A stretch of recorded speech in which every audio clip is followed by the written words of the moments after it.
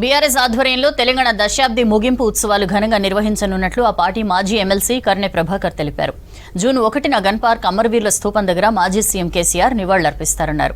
అక్కడి నుంచి సెక్రటేరియట్ ఎదురుగా ఉన్న అమరవీరుల స్థూపం వరకు భారీ ర్యాలీ నిర్వహించేందుకు ఏర్పాట్లు చేస్తున్నట్లు తెలిపారు. జూన్ 2న జాతీయ పార్టీ జెండాను తెలంగాణ భవన్లో ఎగురవేస్తామన్నారు. జూన్ 3న జిల్లా కార్యాలయాల్లో జాతీయ పార్టీ జెండాలను జిల్లా అధ్యక్షులు ఎగురవేయనున్నట్లు తెలిపారు.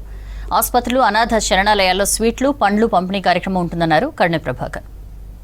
రాష్ట్రం దశాబ్ది ముగింపు ఉత్సవాలు బీఆర్ఎస్ పార్టీ ఆధ్వర్యంలో 1వ తేదీ నాడు ప్రారంభమవుతా ఉన్నాయి. 1వ తేదీ నాడు సాయంకాలం 6 గంటలకి హైదరాబాద్లోని పబ్లిక్ గార్డెన్లో ర్యాలీ ప్రారంభమవుతుంది.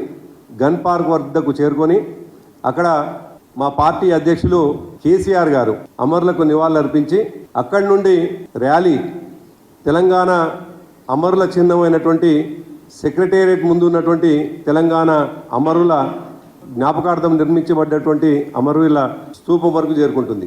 ఆ ర్యాలీ ఒక అద్భుతమైనటువంటి ఉద్యమ సందర్భంగా ఏ విధంగానైతే కవాతు నిర్వహించినామో అదేవిధంగా దశాబ్ది ముగింపు ఉత్సవ సందర్భంగా అదే స్థాయిలో కవాతు నిర్వహించడం జరుగుతుంది.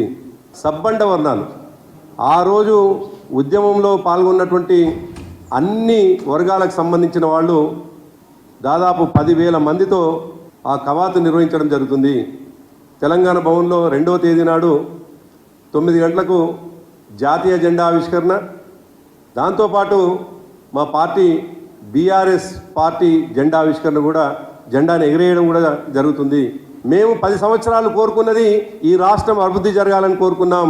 కానీ ఈ రాష్ట్ర ప్రభుత్వం వచ్చిన వెంటనే విధ్వంసం వైపు అనేక చిహ్నాలని గుర్తు లేకుండా చేసేటువంటి ఒక దుర్మార్గమైనటువంటి ప్రయత్నం చేస్తుండడాన్ని బీఆర్ఎస్ పార్టీ తీవ్రంగా ఖండిస్తూ ఉంది.